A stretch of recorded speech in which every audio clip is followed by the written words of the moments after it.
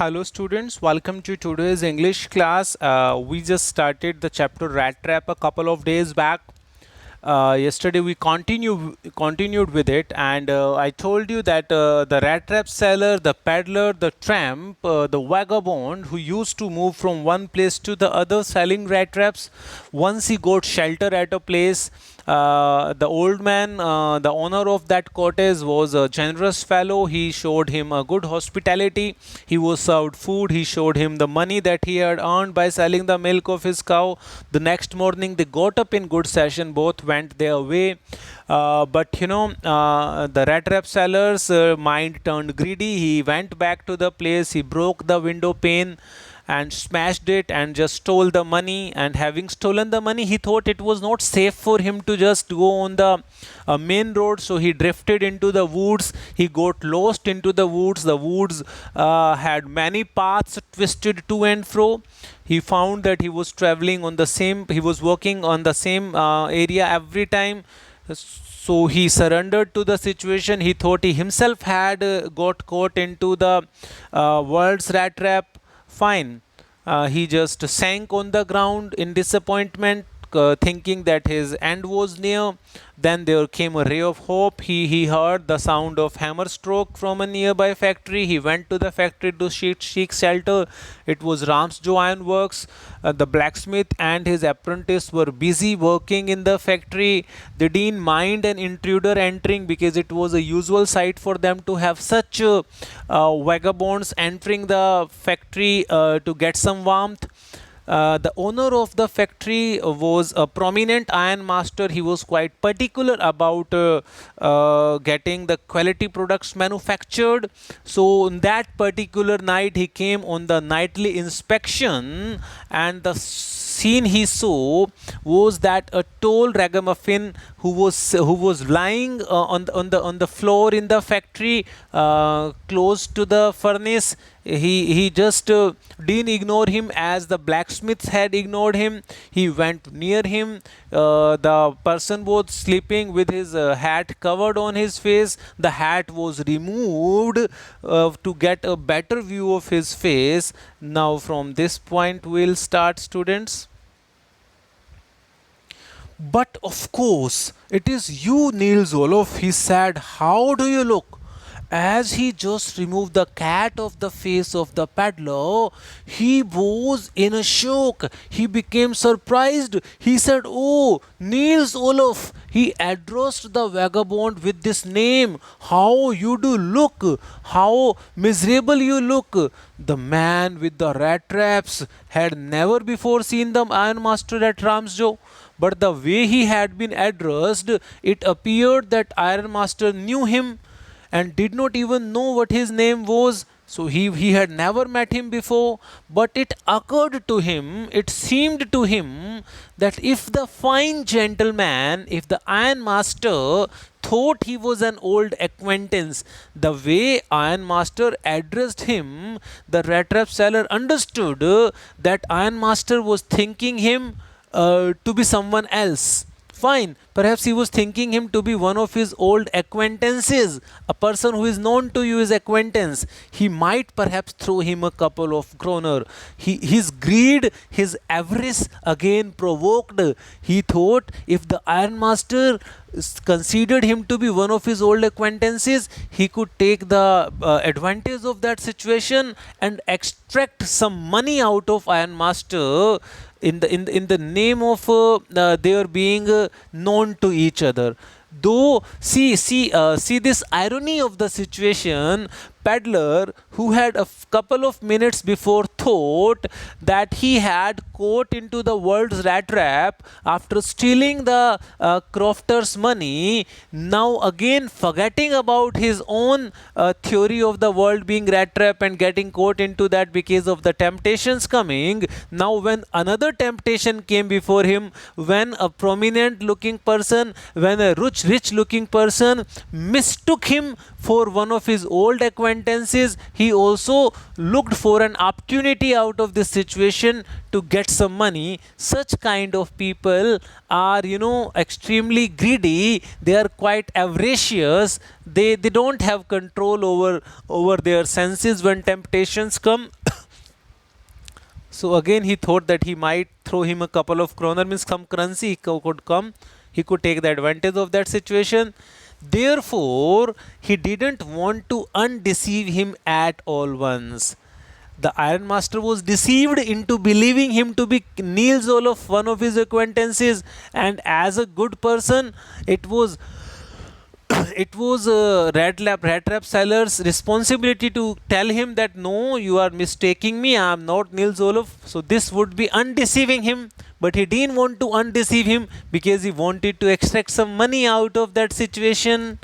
Yes, God knows things have gone downhill with me, he said. Yes, only God knows how unfortunate situation life has turned out for him. He said things going downhill with somebody means somebody going through a difficult phase of life, facing so much hardships.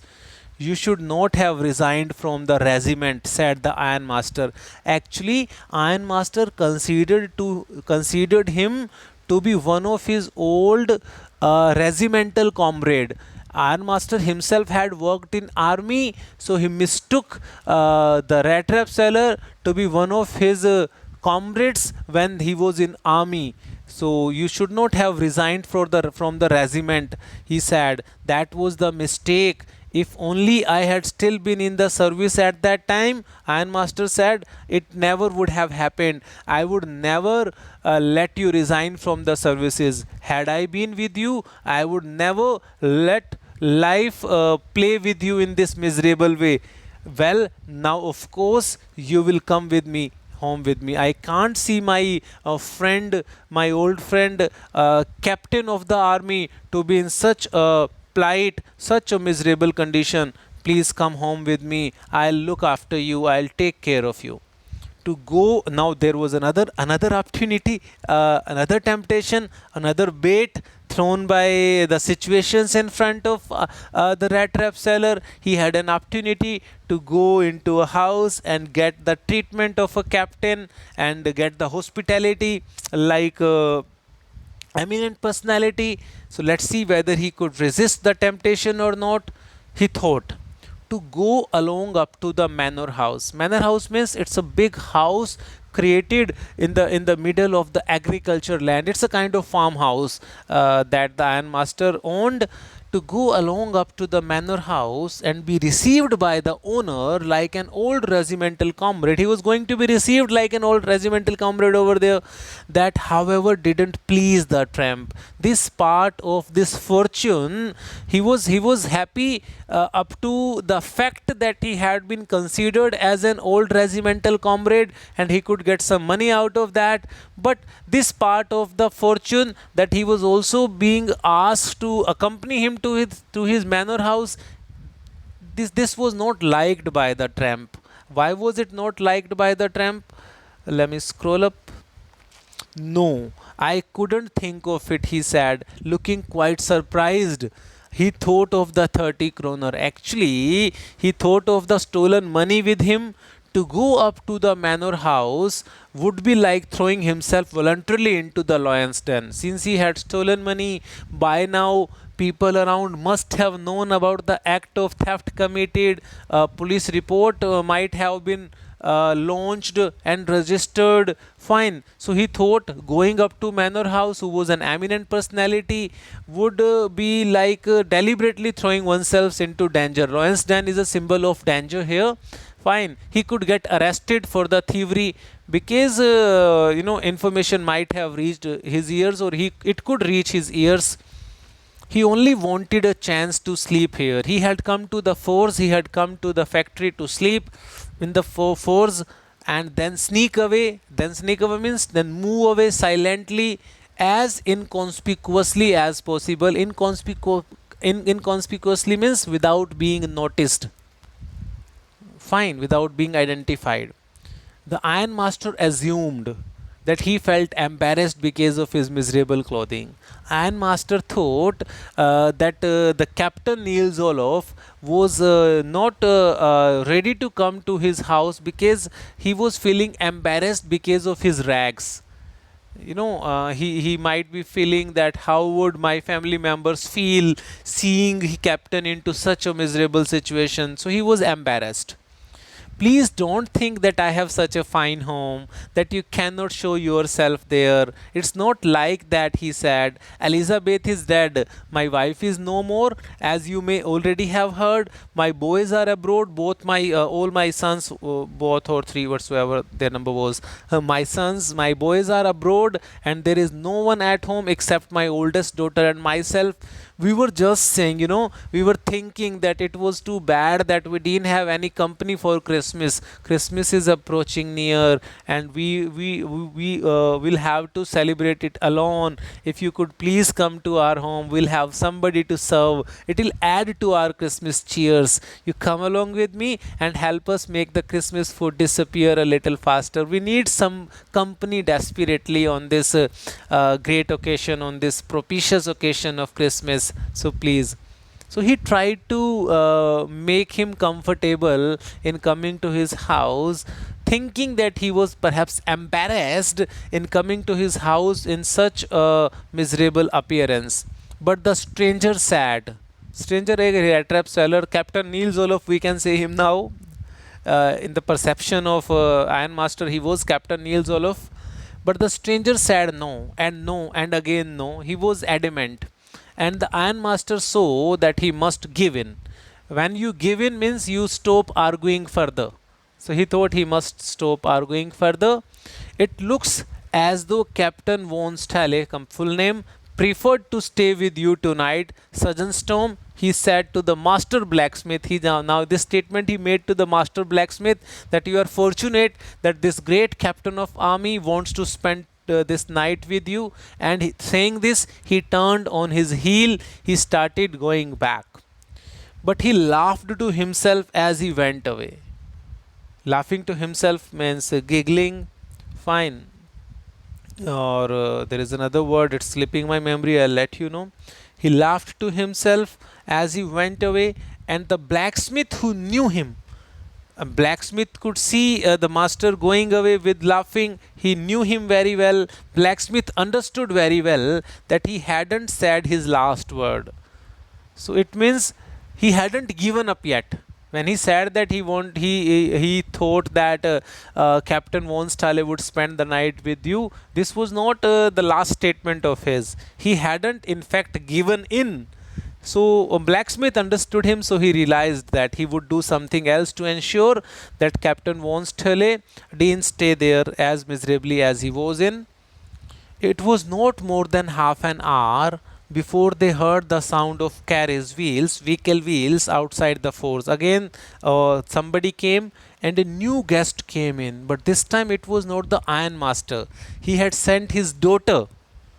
So he hadn't said his last words. He had a plan that he would be sending his daughter. Apparently, clearly hoping that she would have better powers of persuasion than he himself. He himself had failed in persuasion. He himself had failed to convince Captain von Stahle to come along to his house. So he sent his daughter, thinking that females perhaps have more powers of persuasion, and it's quite difficult to say no when a female politely requests you for something. So he thought this perhaps. Or perhaps he believed that his daughter had some extraordinary persuasion skills. She entered, followed by a valet. Valet is a servant, individual servant, personal servant, carrying on his arm a big fur coat. The servant carried on his arm a big coat made with fur, a soft material. She was not at all pretty, but seemed modest and quite shy. She was quite courteous. She was quite polite and quite shy, though not pretty. In the forge, everything was just as it had been earlier in the evening. The master's blacksmith and his apprentice still sat on their bench, looking for the pig iron to be prepared, and iron and charcoal still glowed in the furnace. The stranger had stretched himself out on the floor and lay with a piece of pig iron under his head, using it as a pillow, and his hat pulled over his eyes. He was covering his eyes with his hat. As soon as the young girl caught sight of him, she went up and lifted his hat as her father had done. The man was evidently used to sleeping with one eye open. The moment the hat was removed, the man looked at her with one eye open. It seemed that he was habitual of sleeping with one eye open. He jumped up abruptly, he jumped up suddenly and seemed to be quite frightened, since all of a sudden if somebody just takes the hat off, you are sleeping with your the face covered with the hat, so you are going to get alarmed and startled if you see a stranger. My name is Adla Wilmanson, she said. My father came home and said that you wanted to sleep here in the forest tonight, and then I asked permission to come and bring you home to us. I'm so sorry, Captain, that you are having such a hard time. Please come home. She looked at him compassionately. There was compassion in her eyes, with her heavy eyes, and then she noticed that man was afraid. She could see fear into the eyes of the man. Either he has stolen something or else he has escaped from jail, she thought. She could read eyes. She had a better sense of perception. She had a better sense of judging human beings than her father had. Seeing the eyes of the man, she sensed that either this person had stolen something or he was a criminal running from law. Fine, she was right, but since her father had told her that he was Captain Niels Olaf, so she had to disbelieve her own observations, and added quickly, "You may be sure, Captain, that you'll be allowed to leave us just as freely as you came. Only please stay with us over Christmas Eve." So, this is a slight request she made. She said this in such a friendly manner that the Rattrap peddler must have felt confidence in her. "It would never have occurred to me that you would bother with me yourself. I had never thought that such a nice lady would come to take me home and would bother in this way." He said, "I'll come at once." He agreed. So the previous temptation, the previous bait, he resisted. Now when some more attractive bait come, he resisted. He couldn't resist to that. He submitted to that. He surrendered to that. He succumbed to that. He accepted the fur coat which the valet handed him with a deep bow, with respect, threw it over his rags, put it on over his rags, torn out clothes, and followed the young lady out to the carriage without granting the astonished blacksmiths. Now the blacksmiths were astonished why their master and the daughter had been giving so much weightage to such a vagabond. There were many vagabonds coming to the factory. What was special about that? So he was astonished, but the Rattrap seller didn't even have a look at the astonished blacksmiths before leaving. But while he was riding up to Manor House in the carriage, he had evil forebodings. The Rattrap seller had evil forebodings. Forebodings means the intuitions which let you know that something bad is going to happen. So your mind tells you that you are going to do something evil, and something evil is going to happen with you. Some indications, some divine indications come. So he had some evil foreboding, some intuitions about something unfortunate taking place in future. "Why the devil did I take that fellow's money?" he talked to himself. He cursed himself for that act of stealing, he thought. "Now I am sitting in the trap." He just further thought of the philosophy he had himself created and will never get out of it. He said he had gotten too much deeper into the rat trap, world's rat trap, that it would be difficult for him to get out of it. The next day was Christmas Eve, and when the ironmaster came into the dining room for breakfast, he probably thought with satisfaction. He had the satisfaction that he had done something good, and he had helped one of his old regimental comrades to come out from a miserable life. His old regimental comrade, whom he had run across so unexpectedly during a nightly inspection of his factory. First of all, he started talking to his daughter. He was so satisfied. There was a feeling of contentment that one feels who has done something noble. First of all, we must see to it that he gets a little flesh on his bones, means he gets some physical strength and stamina, he said to his daughter, who was busy at the table laying breakfast. And then we must see that he gets something else to do than to run around the country selling rat traps. After taking care of his health, we'll ensure that he gets some respectable work to do to survive. It is queer, it is strange that things have gone downhill with him as badly as that, said the daughter. This has been explained, the expression downhill. Last night I didn't think there was anything about him to show. She admitted. She finally came out in front of her father that when she had once first seen the rat trap seller, she didn't find him to ever have been a captain in the army. I didn't think there was anything about him to show that he had once been an educated man. So father tried to, you know, what should I say? The father tried to convince her that she should not suspect certain things here and there about the captain. You must have patience, my little girl, said the father. As soon as he gets clean and dressed up, you will see something different. You will see his manners, his regimental manners will appear on his face. He would look confident. Last night he was naturally embarrassed, so you could have certain wrong notions about him. The tramp manners will fall away. The manners of a vagabond, the manners of a homeless wanderer will fall away as the tramp clothes are taken off. Fine. Just as he said this, the door opened and the stranger entered.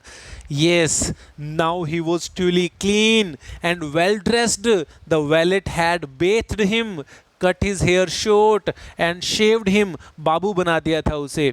Moreover, he was dressed in a good looking suit of clothes which belonged to the iron master. He was immaculately dressed. He was perfectly dressed. He wore a white shirt and a starched, properly cleaned and washed and starched collar on the collars and on the neck and whole shoes. But although his guest was now so well groomed, so well ready, the iron master didn't seem pleased. It was so groomed, so clean and perfectly ready, immaculately ready. The iron master didn't seem pleased. He was not happy seeing him. He looked at him with puckered brow, with raised and wrinkled brow, in extreme alarm, in extreme shock. It was easy to understand that when he had seen the strange fellow in the uncertain reflection from the furnace, there was no light enough. It was semi-dark over there. Only the reflection of the furnace, a light coming from the furnace was there. The strange fellow, in uncertain reflection from the furnace, he might have made a mistake. But that now, when he stood there in broad daylight, it was impossible to mistake him for an old acquaintance. So here came a twist. The person whom he had considered, whom he had mistaken to be an old regimental comrade, in the uncertain reflection of the furnace, when he came groomed in front of him in broad daylight, he realized his mistake, that he had mistaken him for a wrong person. So he turned extremely unpleasant. What does this mean? He thundered, he shouted. He felt deceived. He felt cheated. The stranger made no attempt to dissimulate. Dissimulate means to act. Fine. To just pretend. He had pretended previously that he was Captain Niels Olaf, though he hadn't spoken something that he was Captain Niels Olaf, but he hadn't even undeceived him. Genuinely, so he should have said, sir, you are mistaking me, I am not captain. But neither had he said something on his own, nor had he undeceived him. Now he didn't try to dissimulate or pretend. He saw at once that the splendor had come to an end. He had underwent a short span of splendor. Royal treatment he had got. That splendor, that elegance, that grace had come to an end. It was short lived. It was transitory in nature for him. It's not my fault, sir, he said. I never pretended to be anything but a poor trader. I to didn't say that I was Captain Niels Olaf. I to kept on saying that I wanted to spend night over there, but you were quite eager. I pleaded, I requested, I begged rather to be allowed to stay in the force. But no issues, no harm has been done. At worst, what would happen at worst? I can put on my rags again and go away. So this way he tried to save his skin when he was caught red-handed almost. If he himself hadn't pretended, but still it was his responsibility that he should have undeceived him. He should have pulled the wool over his eyes by letting him know that he was not Captain Niels Olaf. It was nothing honest about his act of coming to his home. It was not altogether honest. It was some kind of dishonesty. Well, said the ironmaster, hesitating. Sorry. Yes, hesitating a little. It was not quite honest either. You must admit that you have been in the wrong, and I shouldn't be surprised if the sheriff would like to have something to say in this matter. Sheriff here means police constable. So he threatened to call the police officer and he would decide whether he was in the wrong or not. The tramp took a step forward. He got afraid. He had stolen money along with, and the very mention of sheriff, made him scared. The tramp took a step forward. So he just started acting and struck the table with his fist. He hit the table hard with his fist, like this, thumping. Now I am going to tell you, Mr. Ironmaster, how things are. He tried to impress the Ironmaster with his philosophy, with his words of wisdom. So he came out with that. Sir, I am going to tell you how things are. This whole world is nothing but a big rat trap. All the good things that are offered to you are nothing but cheese-rinsed pieces of cheese and bits of pork, pieces of meat. They are set out, they are used as bait to drag a poor fellow into trouble. And if the sheriff comes now and locks me up for this, then you, Mr. Ironmaster, must remember that a day may come when you yourself may want to get a big piece of pork. Means you may yourself fall into a temptation. There was a temptation before me. I fell into the temptation, and hence I am landed into this situation. This is but natural for the human beings to fall into the trap and getting caught by the temptation. So it's natural. Today it happened with me, tomorrow it may happen with you. We are associates in this respect. We both are equally, all the human beings are equally vulnerable, that they can fall into the temptations and get into the world's rat trap. So we are brothers in this respect. He tried to impress Ironmaster with these philosophical words, and you may want to get a big piece of pork, and then you will get caught in the trap. Ironmaster began to laugh. He liked this philosophy. This made him laugh. That he was somehow convinced with this fact that whatever he was saying was right. So this lightened his mood. His anger was subsided. His anger subsided by then. That was not so badly said, my good fellow. You said right. Perhaps we should let the sheriff alone on the Christmas Eve. Let sheriff not be troubled on the occasion of celebration. But now you get out of here. I apologize you. I just forgive you. Sorry, apologize. I used wrong. I forgive you as fast as you can. You just disappear from here. So, with help of his philosophy, with the help of his philosophy, he could save his skin. But just as the man was opening the door, the daughter said, "I think he ought to stay with us today. I don't want him to go." And with that, she went and closed the door. The father got surprised. What the hell was the daughter doing? When it was clear that he had tried to deceive them, still she was quite adamant about keeping him. What in the world are you? Let me just do it. "What in the world are you doing?" said the father. The daughter stood there quite embarrassed, and hardly she was embarrassed because she was saying something that didn't that didn't make any sense, and hardly knew what to answer.